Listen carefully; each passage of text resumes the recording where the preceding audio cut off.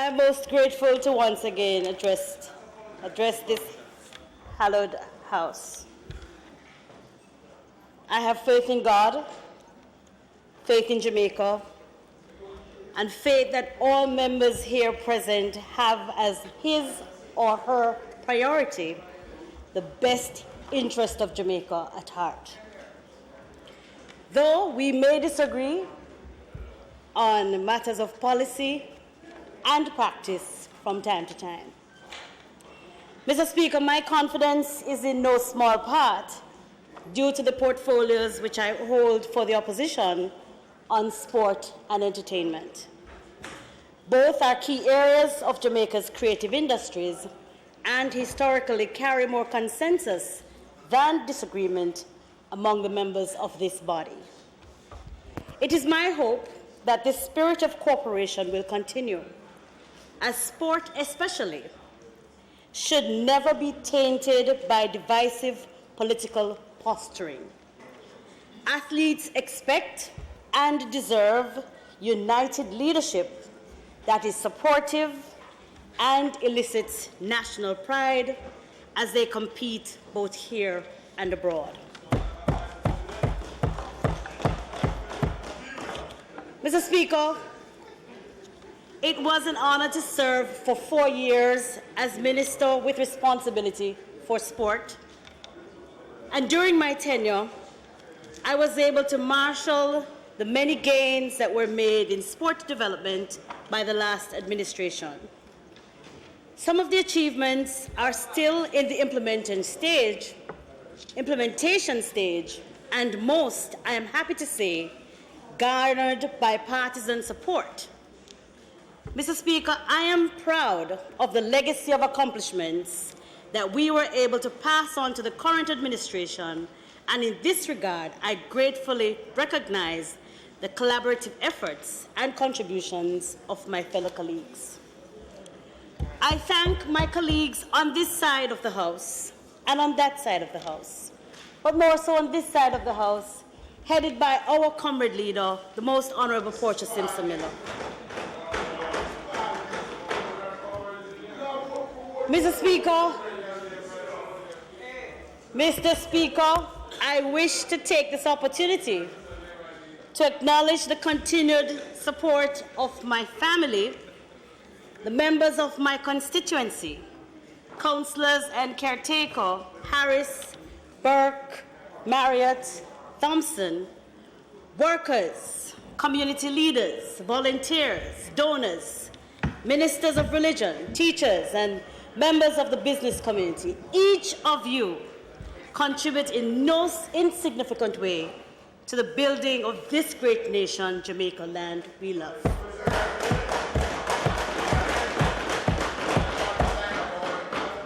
Thank you for allowing me to continue to do what I love to do. I have been representing people for the last 18 years of my life. First at the local government level, and now in my third term as Member of Parliament.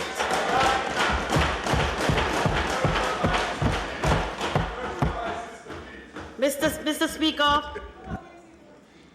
let me first address issues of vital importance on the subject of sport, as it is uppermost in many minds as the Olympic Games are this year in Rio, Brazil. During my tenure, we completed the important task of providing for Jamaica a national sport policy. This policy was the driving force behind all of the efforts in terms of sport infrastructure development, athlete well-being improvement, and the advancement of policy issues ranging from safeguarding our children in sport and maintaining a dope-free environment in sport. The national sport policy informed all decisions, and I trust it will continue to be the driving force for this administration as well. An initial review of the policy will soon be due.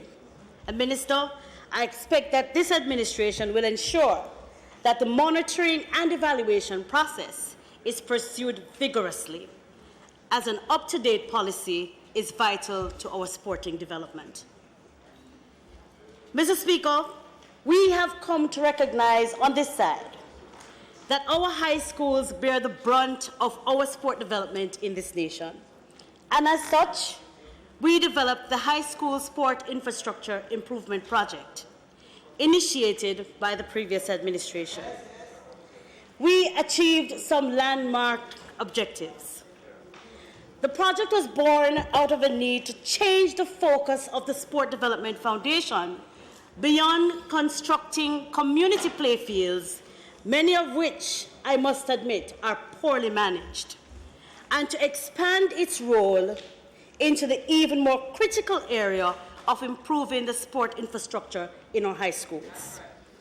The project also had the major spin-off effect of combating the policy of student transfers to the schools where they had better infrastructure. Indeed, as planned, it will allow more students to truly grow where they are planted, both in academics and in sports. Mr. Speaker, based on the results of CHAMPS 2013, we designed and implemented a program of infrastructural development in high schools, drawing schools from the top of the performance table and from the bottom of the performance table.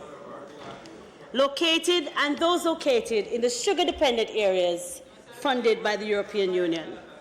This aim was not just for me alone in my school approach, but for all who are in my region. Consulting with stakeholders, including the Ministry of Education, the Ministry of Agriculture, the Sports Development Foundation, the Social Development Commission, on behalf of the communities, and ISA, we developed a way forward in upgrading the sport infrastructure of 24 high schools. Mr. Speaker, in phase one of this project, some $250 million was sourced and invested. Mr. Speaker, most notably, out of this phase, we had the historic establishment of the first synthetic all-weather running track in a Jamaican high school at Calabar.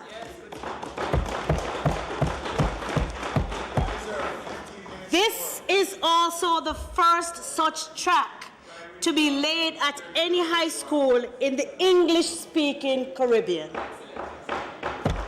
The track was completed at a cost of $66 million, which included significant contributions and partnerships with the school's alumni association and friends of the institution. This momentum must be continued. During my tenure, several high schools had expressed a similar interest, and at their institutions to include synthetic running tracks. We hope, Minister, that you will continue to have the dialogue and to facilitate the policy in this direction. Mr. Speaker, the more we can support our athletes in training, the better will be the results across the sporting disciplines. The fact that many of our athletes have overcome disadvantages in the past and succeeded beyond our wildest imagination does not mean that we must continue with less than the best practices in the future. As such, last year we worked with the Ministry of Finance to obtain a budgetary allocation of $70 million to offset costs to national associations and federations for the use of the facilities at the Independence Park Limited. What's the point in having the facilities if the athletes are not able to access it? And so those who are in preparation for international competition have access to those facilities free of cost. Mr. Speaker, the implementation of the Jamaica Athletes Insurance Plan is a game changer in this country. It once again shifted the focus on how we address improving the well-being of our national athletes who bring such glory to brand Jamaica. I am particularly proud of the creation of this groundbreaking initiative launched in January of this year to provide insurance coverage to approximately 1,300 national athletes, 517 female athletes, and 806 male athletes from across 28 sporting disciplines.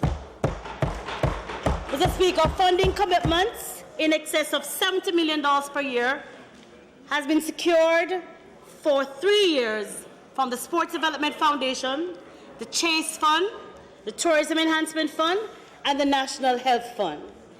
This program, being new, needs close monitoring, and the current administration must seek to secure the funds to allow this program to remain sustainable beyond the 3 years and expand its outreach beyond the provision of these services. The Guardian Life Insurance Company will provide group health insurance, while Allied will provide life and personal accident insurance through Sectoral. The plan also extends our partnership with the National Sports Association and federations, which have committed in supporting the Jamaica Athletes Insurance Plan by contributing 5% to the cost for their participating members. The plan includes health screening as well as preventative and remedial health care. Mr. Speaker, this may be the single most significant action by the government in support of sport development and the enhancement of the well-being of our athletes for a long time. Mr. Speaker, many will recall that of the cricketing nations in the region, Jamaica was the only country that was unable to host international level night cricket prior to 2014. The planning, the commissioning, the implementation of the project to place modern lights at Sabina Park, allowing night cricket to be played at this facility, was a monumental feat. Indeed, this was a project crucial to Sabina Park's continued viability as a historical regional landmark. We again thank the Government of India and the Tourism Enhancement Fund for the crucial support they have played in this project. Several other national projects have had infrastructure development. The replacement of the playing surface at the upgrading of the seating stands at the Leland Robinson Court. The replacement of the 52-year-old filters, 52-year-old filters at the National Swimming Pool. 52-year-old. The laying of a synthetic turf at the Mona Hockey Field. And the replacement of the G.C. Foster College running track were all significant infrastructural development. All of these projects, Mr. Speaker, were done as a result of a government making good on its promise to make significant investments in the development of Jamaica's sporting product. Mr. Speaker, it gave me pleasure to finally secure the land and receive budgetary support for the construction of Jamaica's first National Sport Museum after many years of unsuccessful attempts. I cannot overstate how important this project is to the business of sport and to the growth of sports tourism in Jamaica. Just last year, the Portia Simpson Miller-led cabinet approved $39 million to support the development of the National Sport Museum, which is to be located beside the Bob Marley statue across from the National Stadium. She won't move it. She won't. The museum will engender pride and provide historical information to our citizens, especially our children, while attracting great interest from overseas visitors who wish to glean information about our sporting history and our sporting stars like Usain Bolt and Donald Quarry and Anel Skid Cole and Merlin Ottey and Shelley and Fraser Price, Veronica Campbell-Brown and David Weller, Lady Dana Penner and Herb McKinley and Arthur Wint and Dion Hemmings and Mike McCollum, and Michael Holding, George Headley, Stephanie Taylor, and Leah Atkinson, and a host of others, and soon to be added Daryl Vaz. I hope you will share my passion, Minister, and enthusiasm for this project, and that you will have the same regard for its importance and make sure it happens. I know you will. Mr. Speaker, on a matter of anti-doping, the last administration, we led a speedy and well-thought-out repeal of the previous Anti-Doping in Sport Act and enacted the new Anti-Doping in Sport Act of 2014.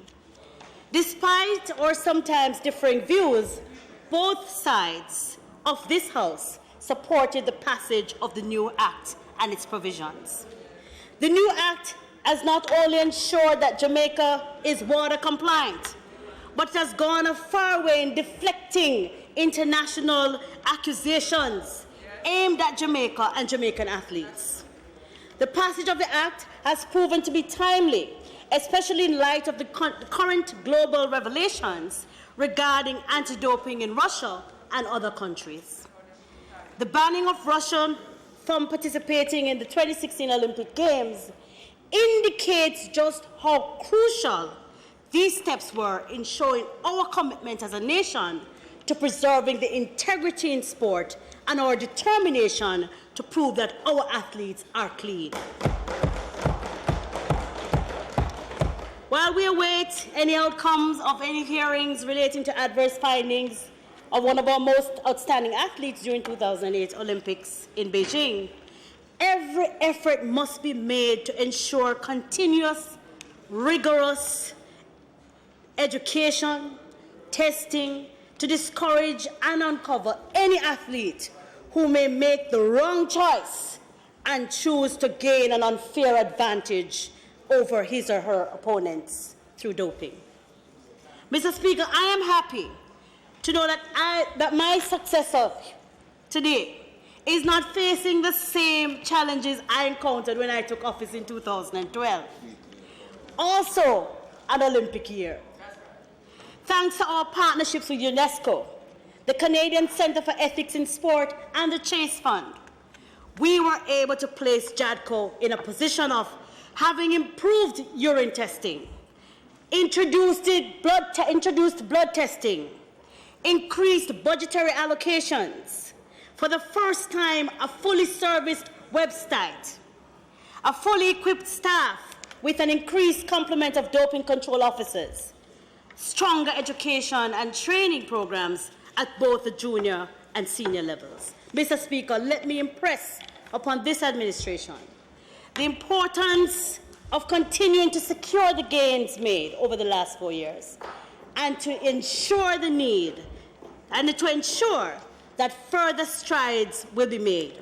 Of particular importance to us on this side will be the introduction of 2 new pieces of legislation.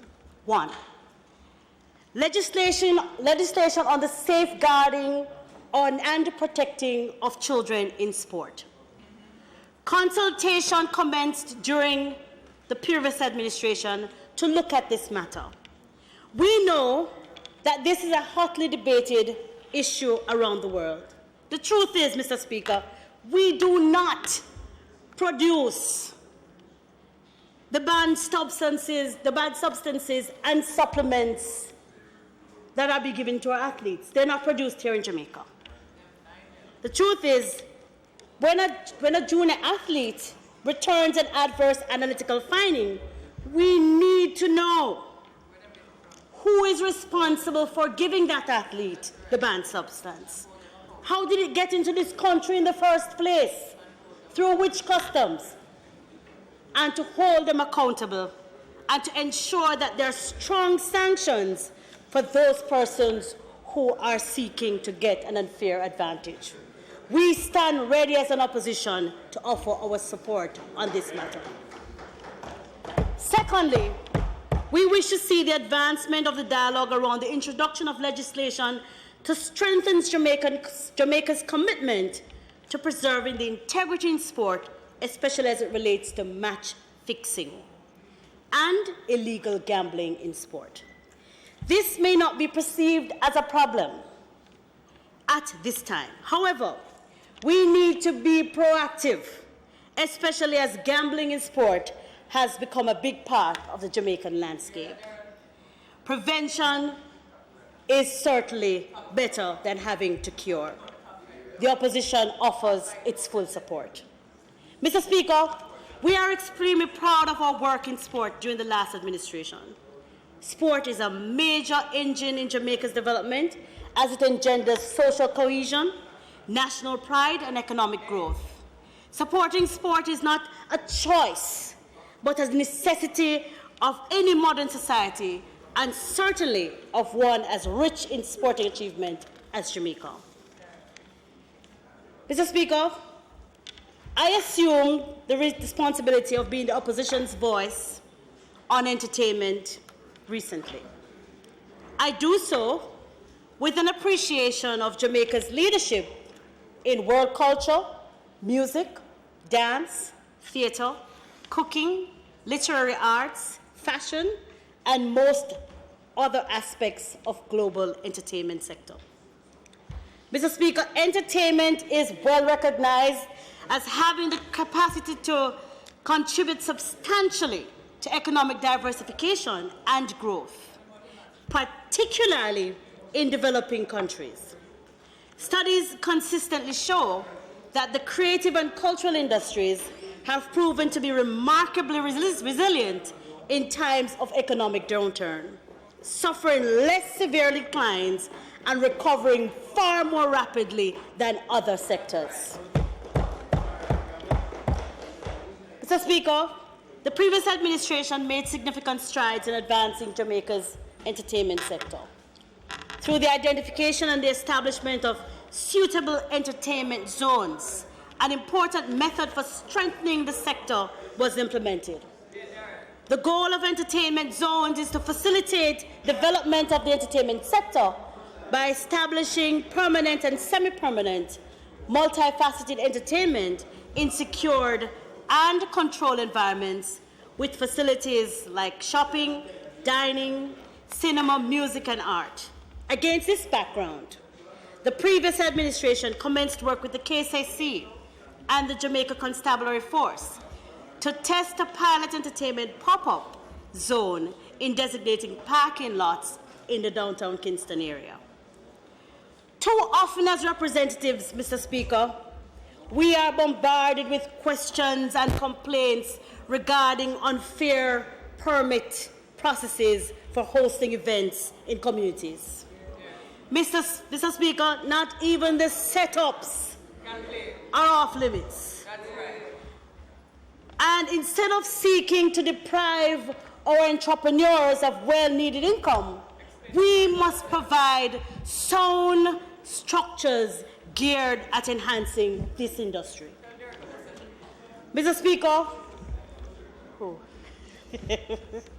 I told man, I don't know night. Mr. Speaker, also of note were two creative initiatives, Arts in the Park and 90 Days of Summer. Art in the Park has served to expose new and upcoming talent in the creative industries to international booking agents and intermediaries. The 90 Days of Summer, which was launched in July 2014, was designed to capture in creative and dynamic ways the essence of Jamaica in terms of its culture, its music, and in film.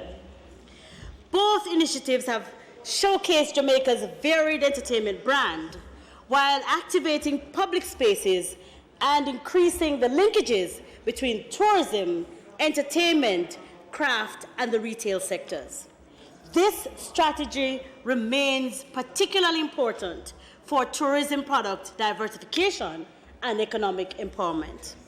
Mr. Speaker, the Portia Simpson-Miller-led cabinet also led the way by approving the amendment to Section 5 of the Noise Abatement Act in order to facilitate extensions for permits issued by parish committees so that certain types of entertainment activities would be allowed to go beyond 2 a.m.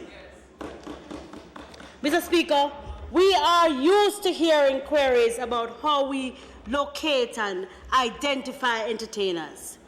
During the previous administration, a registry of entertainers was developed with over 200 practitioners currently registered. We have begun to find ways to market our music and culture to the world. Cultural tourism must be developed and expanded way beyond its current level. If the Japanese can come here and win World Dancehall Queen competitions, then we should be attracting more Japanese tourists to Jamaica. Our cultural tourism package and product must be enhanced.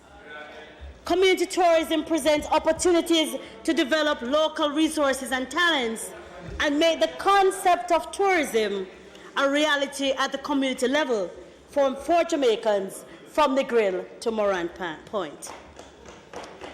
Mr. Speaker, I believe that as a country, we should establish at least 4 or so variety shows to go on the road globally every day of every year. In my mind, there is no doubt that a show with vintage artists, current acts, dance, fashion, poetry would attract large audiences in the cosmopolitan centers of the globe, possibly even larger audiences in places like Africa, New Zealand, Australia, and Hawaii. Let us continue to the work of the previous administration by promoting Jamaica and Jamaica's entertainment offerings with energy and passion. Mr. Speaker, currently, record companies have switched their focus back to live shows. They recognize that with the internet, profits from music sales are down, and they see that profits from live shows are up. Last year, Billboard magazine listed Taylor Swift as the top earning music performer. Swift earned US $7.2 million from sales, US $41.1 million from publishing, US $564,000 from streaming and whopping, US $61.7 million from live touring. This shows where the money is today, in live shows. And so we must create the foundation and the conducive to promoting our artists in that way. Our live shows in Jamaica are as good as, if not better, than any live show anywhere else in the world. We must continue to expand our promotion of live shows. And let's take full advantage of downtown Kingston, the North and South Coast, aided now by the beautiful North-South Highway and Western Jamaica. Mr. Speaker, I know a lot of work, hard work, has been done by many members of this Honorable House in order to enact the Copyright Act. The prevalence of copyright material available free on the internet has eroded the ability of our copyright owners to collect commensurate income from their creative endeavors. However, we cannot relent in our efforts to protect the intellectual property of Jamaicans, and we have to move quickly. Mr. Speaker, as I conclude, as our leaders and other stakeholders look for answers to the spiraling moral descent we have been witnessing, I believe that we must be more proactive in our response. The youth of Jamaica need to be lured away from the get-rich-quick thinking that is so pervasive in our island. Among other things, they need to be involved in wholesome, positive activity that will harness their energies and creativity. Government will help, civil society must help, and we must get serious about tackling the problem of planning and funding programs that will inspire young people to want to earn success. Mr. Speaker, let us view sports and entertainment as vehicles to create peace, foster unity, develop talents, and eliminate differences. Yes.